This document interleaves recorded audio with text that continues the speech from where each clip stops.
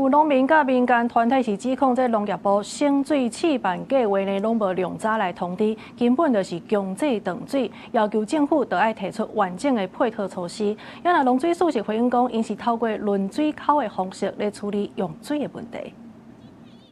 农民甲民团手举打起的黄仔，聚集伫农业部头前抗议，指控农业部推出的头前溪省水试办计划，鼓励农民配合游经，但是水闸门伫开放申请进前都已经禁起来，根本毋是自愿参与，是强制断水。农民嘛质疑是牺牲农民，把水资源送去互科技业。农民那个申请达到一半以上后，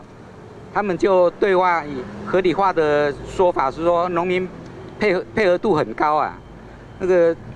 其实我们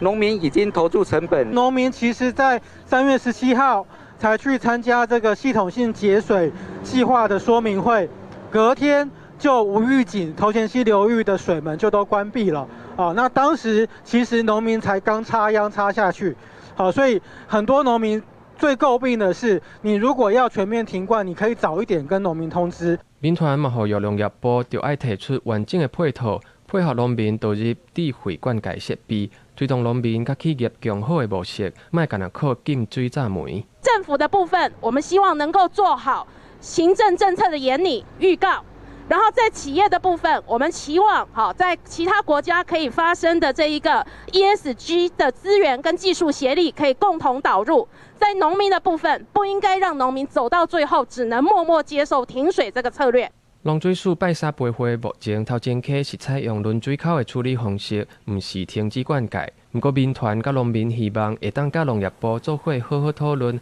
公开说明省水计划完整配套。 记者郭金阳、王志光台北报道。